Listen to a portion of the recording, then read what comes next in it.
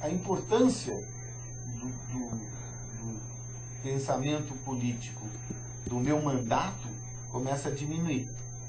E acho que uma série de prefeitos começaram a entender dessa forma, estão fazendo trabalho conosco, sabendo que vão sair agora, né, e que deixarão um legado para o próximo prefeito.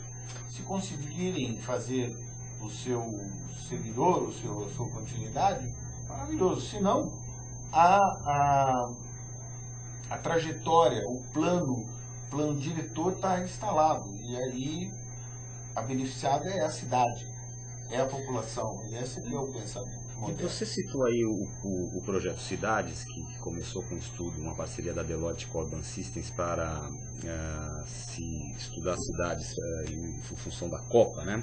Do legado que poderia se obter com a Copa do Mundo. E a gente começou aqui em 2010, praticamente percorremos 2011 aqui no Urbanville, uma série de programas tendo como pano de fundo a questão do legado da Copa, né? Da Copa 2014, das Olimpíadas de 2016. E eu pude perceber ao longo desse todo esse tempo de programas aqui de Urbanville que foram feitos, não sei, pelo menos foi uma percepção minha de que esse momento que o Brasil está vivendo, esse momento econômico que o Brasil está vivendo, não é tanto por Copa do Mundo e Olimpíadas, né? Enfim, eu estou começando a ter uma percepção que Copa do Mundo e Olimpíadas realmente é uma coisa localizada. Ou seja, essa questão, esse bom momento econômico que a gente vive não se deve à Copa do Mundo e Olimpíadas. A Copa do Mundo e Olimpíadas ajuda, serve como chamariz, serve como... Como é que você vê essa questão? Veja, isso foi uma coisa que a gente sempre bateu, desde o começo do trabalho, quando nós estávamos analisando as cidades candidatas, as cidades sérias, a nossa preocupação sempre foi essa. A Copa do Mundo é um evento, assim como as Olimpíadas são eventos que tem uma data para começar e para terminar. Do ponto de vista de desenvolvimento econômico do país, o grande mérito do Brasil sediar uma Copa do Mundo ou uma Olimpíada é ele ter a possibilidade de que esses investimentos nos deixem legados de continuidade e de sustentabilidade extremamente favoráveis, né? Eu tenho para mim que o momento que o Brasil vive, realmente a Copa do Mundo e as Olimpíadas estão dentro de uma perspectiva de desenvolvimento, de o Brasil no cenário mundial, todo mundo fala sobre isso. Isso vai se intensificar agora em 2012, 2013, porque com a aproximação da Copa. Porém, independe de tudo aquilo que nós falamos agora, a Copa do Mundo é um elemento dentro desse contexto. E não contempla também, esse investimento não contempla todos os estados, né? Somente os estados mais relacionados à Copa. Então também é uma questão a ser... Mas você veja, né? Mesmo pensando nos estados relacionados à Copa do Mundo, mesmo pensando nas cidades candidatas, nas cidades sérias, você tem hoje os gargalos dos aeroportos, você tem os gargalos das estradas, você tem ainda o gargalo da hotelaria. Você começa a perceber que a preocupação que existe por parte da FIFA, que é a organizadora do evento, é que isso talvez não termine a ter. Todo mundo ficou preocupado com os estádios, mas tem um monte de outras coisas ao redor de infraestrutura que precisam ser tratadas. E essa é a grande oportunidade que a gente vive, né? Não por conta da Copa do Mundo, mas por conta também... Aliás, nós vamos ter Itaquerão? Hein? Nós vamos ter Itaquerão? Vamos ter Itaquerão. E como é que a gente vai para Itaquerão? Como é que os alemães, os ingleses, os africanos vão para Itaquerão? Tem linha pensada de metrô. Tem? Tem. Tá. Tem linha pensada. Tem pergunta também, Sandra? Já que tem metrô, Tem tem pergunta? Tem metrô, tem pergunta, a gente tem tudo aqui. É uma pergunta do Twitter, veio o seguinte, do Adriano, @Adriano. Ele quer saber o seguinte: São Paulo, Belo Horizonte e Rio de Janeiro tem estrutura para a Copa de 2014? É a pergunta de $1 milhão, né? Quer dizer, vai funcionar tudo isso? Qual é a sua visão para isso, Tomás? Não, tem estrutura. São Paulo, sem dúvida alguma, tem. Já sediou simultaneamente Fórmula Indy com Fórmula 1, com eventos, mega eventos de moda e tudo. São Paulo é a cidade mais instrumentada para isso tudo. Belo Horizonte é uma cidade que está hoje fazendo uma reforma absurda, porque com a mudança do centro administrativo de Belo Horizonte para a área de Confins, todo o poder político foi para lá, todas as secretarias do governo e tal, isso mexeu com a cidade inteira. E nós participamos dos trabalhos de construção de novos BRTs, novos estações de ônibus, estações intermodais. Então a cidade está numa revolução total e absoluta. E também já com uma série de construções de hotéis, uma série de pensamentos de transportes públicos e modais, construção de estacionamentos em garagens subterrâneas, em prédios de estacionamento. Existe um pensamento sistêmico hoje na região de Grande Belo Horizonte muito forte, muito maduro, né, de uma coisa para a gente olhar com um modelo para algumas cidades brasileiras. Você está assistindo o primeiro Urban View de 2012. Nós estamos conversando com Tomás Assunção, presidente da Urban Systems, e o tema do nosso programa de hoje é Brasil 2012, as transformações que vêm por aí. Quero convidar você que está chegando agora a participar aqui com a Sandra Lanza, mandar sua pergunta para a gente aqui através tanto do chat, linha direta, Twitter, né? Também pode participar através do Twitter. Qual é o nosso Twitter, Sandra? @urban_systems. Ou também participar na nossa enquete no portal www.urbansystems.com.br. A gente quer saber a sua opinião aqui na enquete da semana, que pergunta: você considera o crescimento econômico brasileiro sustentável? Sim, não ou só em setores específicos? Entra lá, participa. No final do programa a gente compartilha a opinião de você, a opinião de todos vocês aqui com o Tomás Assunção. Tomás, vamos voltar um pouquinho nessa questão da reportagem da Exame.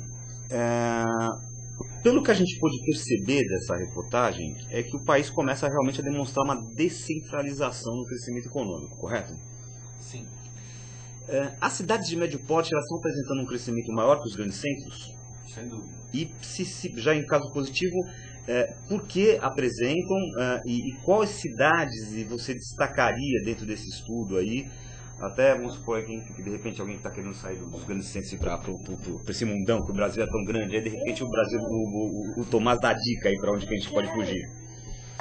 Veja, sem dúvida alguma, esse tema vem sendo abordado já há algum tempo. A gente fez uma matéria, se não me engano, em novembro também, sobre sustentabilidade, numa matéria da Exame, cidades sustentáveis, onde a gente abordou essa questão da saída para cidades do interior e para crescimento de cidades de médio porte. A realidade é que as cidades grandes começam a ficar impossível. As cidades capitais, elas começam a ser cidades de serviços. As indústrias começam a se instalar em cidades periféricas, no raio de 100, 150 quilômetros. E outras cidades que não estão nesse cenário. Por exemplo, a Fiat se instalou em Goiânia, lá em Pernambuco, divisa com a Paraíba. Este movimento para cidades médias, quando toda cidade tem uma lógica, aquilo que a gente chama de lógica urbana, uma lógica de crescimento, e ela vem na sua trajetória de um crescimento orgânico, em função do número de pessoas, da população, da renda, a força motriz da cadeia produtiva que ajuda aquela cidade a crescer, a empregabilidade e assim por diante. Quando você tem um evento como esse, que é um evento deflagrador de um novo ciclo, como uma Toyota se instala em Sorocaba, por exemplo, a cidade tem que se rearranjar. Só que cada vez mais não é a cidade que se rearranja, mas é a micro-região que tem que se rearranjar. Por quê? Porque você vai ter demandas que não estavam previstas no crescimento orgânico, que surgirão a partir dessa chegada de um evento como esse. Até porque não é só uma Toyota, seus fornecedores também se instalam ali. A Hyundai, por exemplo, traz com ela 19 empresas satélites, né? A Toyota traz outras tantas. Existe uma modificação das empresas que estão aqui instaladas no antigo destino da indústria automobilística São Bernardo e Santo André, e de repente acabam colocando uma empresa filial lá. Né? A Pirelli, por exemplo, se desloca para atender um processo just-in-time para essas montadoras a sua fábrica de pneu. Então, o que fica para a gente é que esse crescimento das cidades menores, essa descentralização, e não ocorre somente em direção ao interior de São Paulo, mas também em direção ao interior da Bahia, em direção ao interior do Recife, em Goiânia, Anápolis, tem lá a fábrica da Hyundai. Então, nessa revista Exame tem um mapa do Brasil com as regiões que foram escolhidas desse desenvolvimento. E é interessante olhar o mapa, porque você vê que o Brasil inteiro está em modificação, está em ebulição. Não é pouco, é um país continental. Sabe-se pouco a respeito do Brasil. Empresários internacionais chegam, quando você fala os números e não sei o quê, eles ficam... Não, é difícil para nós que somos brasileiros entender o Brasil, porque o Brasil realmente, que você falou, é um país de dimensões continentais, né? E você vê o crescimento, por exemplo, de caminhonetes Toyota de cabine dupla em Anápolis. É um negócio que sai fora da curva, porque existe uma renda muito grande decorrente da cadeia do agronegócio e, de repente, o escoamento desse dinheiro, por falta de opções, né, acaba sendo o quê? Eu compro TV de plasma, uma, duas, outra caminhonete, duas, três, e eventualmente faço uma viagem para a Europa, para a Disney com a minha família, mas existe uma economia pujante que às vezes não tem vazão na própria cidade. Esta é uma das coisas que a gente tem trabalhado no Projeto Cidades, que às vezes os prefeitos reclamam que ele é o produtor da renda, mas o dinheiro é gasto na outra cidade. Por quê? Porque ele não tem um shopping, porque ele não tem um hospital, porque ele não tem uma faculdade. Existe, por exemplo, um medo danado,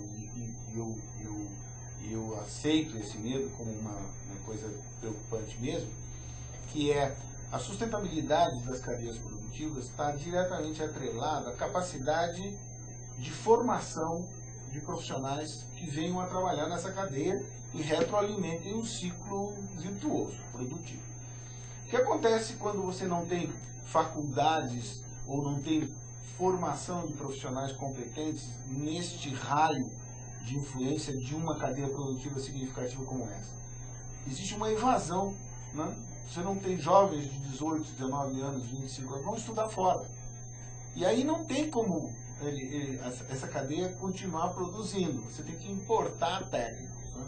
O setor sucroalcooleiro, por exemplo, o trabalho que a gente faz para eles eles chegam a trazer pessoas para trabalhar nas usinas de cana de etanol de 200 quilômetros. Trazer de ônibus. Fileiras de ônibus para as pessoas trabalharem nas usinas de cana. Né?